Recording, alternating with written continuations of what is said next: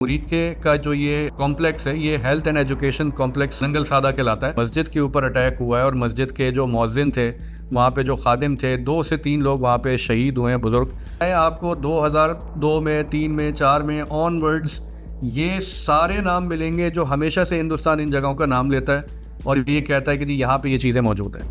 तो जब इतना एक कॉमन सेंस की बात है कि जिन जगहों के नाम बार बार आ रहे हैं, तो वहाँ पे कौन अक्लमंद बैठा हुआ होगा, कोई कैंप चला रहा होगा। ये असल मंसूबा उनका इसी तरह का है कि वो इस एस्केलेशन को इतना बढ़ाएं कि एक बड़ी जंग की तरफ खित्ते को लेके जाएं और उसके अंदर फिर वो जो उनकी ख्वाहिश है आज़ाद कश्मीर को वापस लेने की, उसको पूरा करें। तो ये शायद इस अटेम्प्ट में श्रीनगर भी हाथ से खो दें।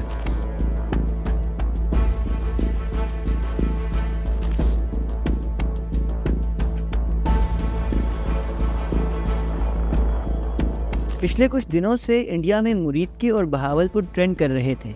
इंडिया ने इन्हीं शहरों को स्पेसिफिकली टारगेट क्यों किया? ये सिवाय एक पॉलिटिकल अपने एजेंडा को पूरा करने के लिए नरेंद्र मोदी ने अपनी फोर्सेस के ज़रिए ये स्ट्राइक करवाई है, वरना इन इलाकों में, इन जगहों पे किसी किस्म की भी कभी कोई ऐसी एक्टिविटी नहीं हुई जिसको कहा जाए कि वो कोई यानी अगेंस्ट द लॉ है या किसी मुल्क के ख़िलाफ़ है।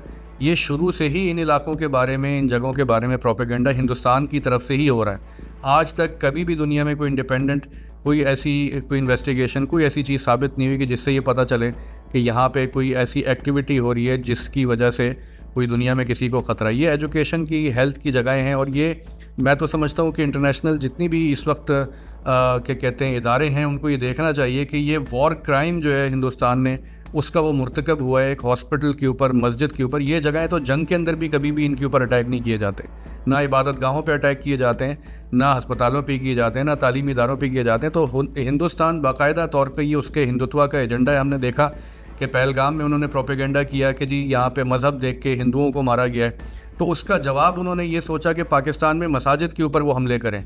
भावलपुर में भी यही हुआ, मुजफ्फराबाद के अंदर भी यही हुआ, लाहौर के करीब जो मुरीद के का मदरसा है, मस्जिद है, यहाँ पे भी यही हुआ। तो ये बाकायदा तौर पे उन्होंने अपनी हिंदू जो वोट बैंक है उसको ये मैसेज दिया है कि देखो, हमने पाकिस्तान में जाके इन बड़ी बड़ी मसाजिद के ऊपर अटैक किया और हमने जो एक मजहबी उन्होंने रंग दिया हुआ इस सारी कॉन्फ्लिक्ट को और इस सारी चीज़ को, उसको उन्होंने उस टारगेट को पूरा किया। इसके सिवा इसकी मैं नहीं समझता कि किसी किस्म की भी कोई हकीकत है इस चीज़ में। क्या मुरीद के में वाकई ही लश्कर तैयबा के ऑपरेटिव्स को ट्रेनिंग्स दी जाती हैं? जिन ग्रुप्स के आप नाम ले रहे हैं, इनको तो तकरीबन 22 साल हो गए बैन हुए हुए।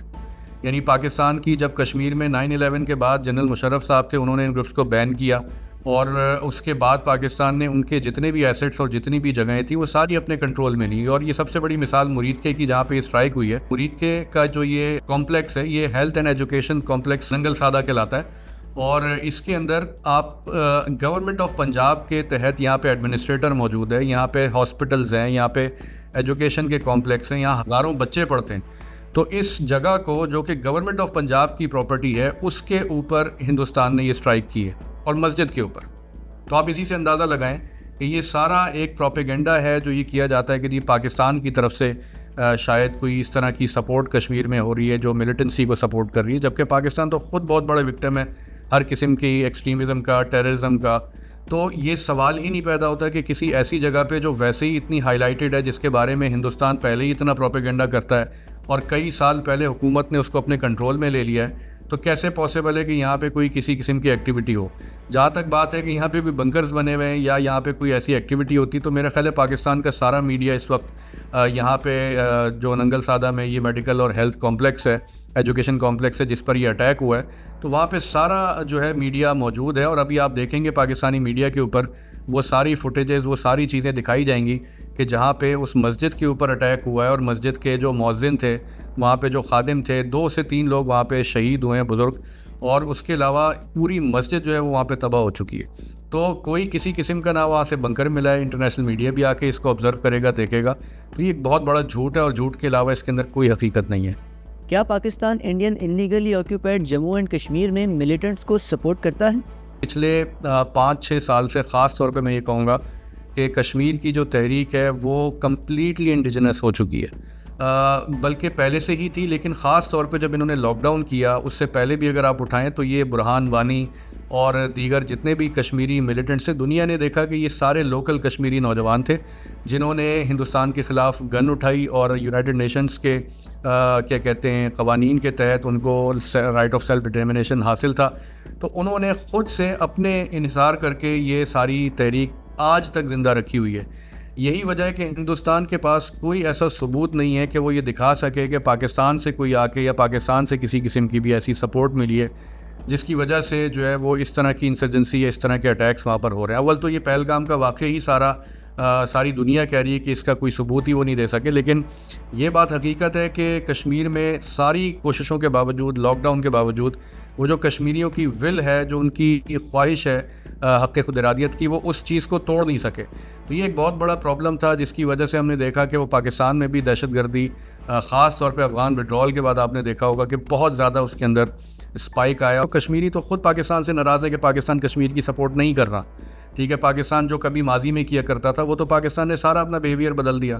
तो ये तो सारी चीज़ें हमने देखी और बड़ा हमारे मुल्क में एक नैरेटिव है कि जी हमने कश्मीर का सौदा कर दिया। पाकिस्तान ने तो हर वो चीज़ दुनिया की कबूल की है जो शायद नहीं भी करनी चाहिए थी बहुत सी जगहों पर। यानी पाकिस्तान ने कश्मीर की तहरीक के साथ जो इनकन्सिस्टेंट हमारा बिहेवियर रहा है उसके बावजूद मैं समझता हूँ कि कश्मीरियों ने अपनी जद्दोजहद जो है वो ख़ुद से जारी रखी हुई है। और यही सबसे बड़ी हिंदुस्तान को तकलीफ़ है कि ये सेल्फ सस्टेनेबल इंडिजिनस मूवमेंट में कैसे बदल गई। इंडियन आर्मी की जानिब से दी गई ब्रीफिंग में कैंप्स का जिक्र भी किया गया है, जिनमें Syedna Bilal camp, Abbas camp, Gurpul camp और दीगर शामिल हैं। क्या इन कैंप्स में वाकई ही कोई ट्रेनिंग्स दी जाती हैं और इन्हें लॉन्च पैड्स के तौर पे इस्तेमाल किया जाता है? जहाँ पे हिंदुस्तान कहता था यहाँ कैंप है, वो पिकनिक पॉइंट्स बने हुए हैं, वहाँ पे लोग जाते हैं, टूरिस्ट जाते हैं। और जिस जगह पे टूरिस्ट जाते हैं आपको पता है वहाँ कोई भी जा सकता है।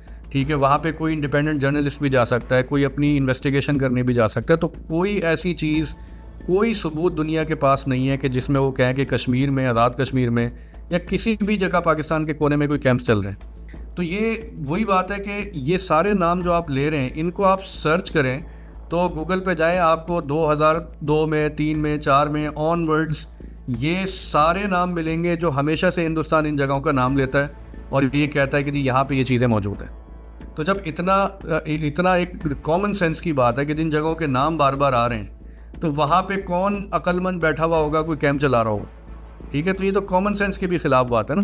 तो वहाँ पे हकीकत ये है कि मीडिया को ले जाके हमारी ISPR ने, गवर्नमेंट ने दिखाया कि भाई यहाँ तो सारे पिकनिक पॉइंट्स हैं, यहाँ तो टूरिस्ट आते हैं, यहाँ तो लोग सैर व तफरी के लिए आते हैं जिनको ये कह रहे हैं कैंप है। इसी तरह जैसे मुरीद के को ये कहते हैं कि ये दहशतगर्दी के कैंप है, यहाँ पे स्कूल, कॉलेजेस, यहाँ पे हॉस्पिटल्स मौजूद हैं। तो ये सिर्फ अपनी एक नैरेटिव की वो पावर और अपना वो इस्तेमाल करते हैं डिसइंफॉर्मेशन को, जिसके ज़रिए वो ये सारा प्रोपेगेंडा करते हैं। अफसोस हमें इस बात पर होता है कि ये जो हमारी गवर्नमेंट का रवैया है कि जब हिंदुस्तान कोई बात करेगा तो उस वक्त जाके वो दिखाएंगे कि जी जाके सहाफ़ियों को विज़िट करा रहे हैं, उस वक्त जाके कह रहे हैं कि जी यहाँ पे कोई चीज़ नहीं है। तो ये पहले क्यों नहीं करते?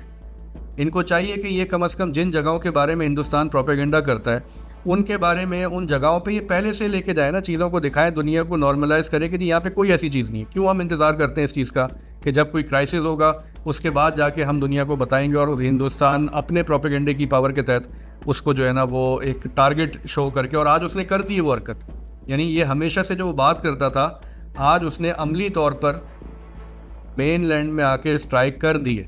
तो अब सारी बात है पाकिस्तान ने अपनी डेटरेंस को बरकरार रखना है, पाकिस्तान ने जवाबी हमला जो है प्रोपोर्शन के मुताबिक करना है। तो पूरी कौम इस वक्त ये देख रही है और ये पूरी अपनी फ़ौज के साथ पुश्त पे खड़ी है कि इंशाल्लाह हम अपने मुल्क की सलामती और बका के लिए हर उस हद तक जाएंगे जो ज़रूरी है। इंडियन मीडिया में अभी भी हाफिज़ सईद और मौलाना मसूद अज़हर की बात की जाती है।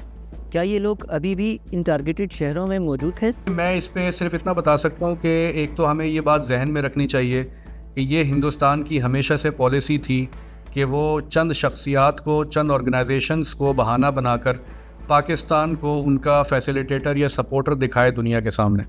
पाकिस्तान ने ये चीज़ ख़त्म कर दी अब से 5-6 साल पहले। ख़ास तौर पे अगर आप उठा के देखें तो पाकिस्तान ने तमाम वो इदारे, तमाम वो एसेट्स, तमाम वो चीज़ें, तमाम वो लोग, ये सारी चीज़ें पाकिस्तान के मंजरनामे से बिल्कुल गायब हो गई। लोगों पे केसेस हुए, वो जेलों में चले गए, वो एक ऐसी सज़ा काट रहे हैं जिसका किसी को नहीं पता कि वो कहाँ पर हैं, गवर्नमेंट की कस्टडी में।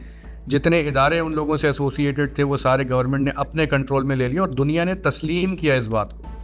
तो जब दुनिया ने तस्लीम कर लिया, वो लोग उनको जेल में वो चले गए, उनकी ऑर्गेनाइजेशंस ख़त्म हो गई और कोई ऐसा सबूत नहीं है कि वो किसी भी तरह से उनकी जो ऑर्गेनाइजेशन है वो एक्टिव है, तो फिर ये सवाल ही नहीं पैदा होता कि कोई हिंदुस्तान इस बात पे प्रोपेगेंडा करे। और यही मैं समझता हूँ वजह है कि उनको एक पूरा फॉल्स फ्लैग करना पड़ा ये नैरेटिव दोबारा से ज़िंदा करने के लिए जो दुनिया में दम तोड़ रहा।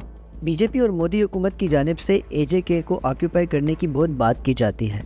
क्या इंडिया पाकिस्तान एडमिनिस्ट्रेट कश्मीर को इन्वेड कर सकता है? हिंदुस्तान ने बाकायदा उनके लार्जर गोल्स में ये चीज़ शामिल है और वो अमली तौर पर उसकी तरफ उन्होंने कदम बढ़ाने की, मैं समझता हूँ कि ये असल मंसूबा उनका इसी तरह का है कि वो इस एस्केलेशन को इतना बढ़ाएं कि एक बड़ी जंग की तरफ खित्ते को लेके जाएं और उसके अंदर फिर वो जो उनकी ख्वाहिश है आज़ाद कश्मीर को वापस लेने की, उसको पूरा करें। वो होगा या नहीं होगा, मेरा ख्याल है ये किसी को शक नहीं होना चाहिए। पाकिस्तान की जो अफवाज हैं वो कैपेबल हैं, एक प्रोफेशनल आर्मी हमारे पास मौजूद है, तो ये शायद इस अटेम्प्ट में श्रीनगर भी हाथ से खो दें।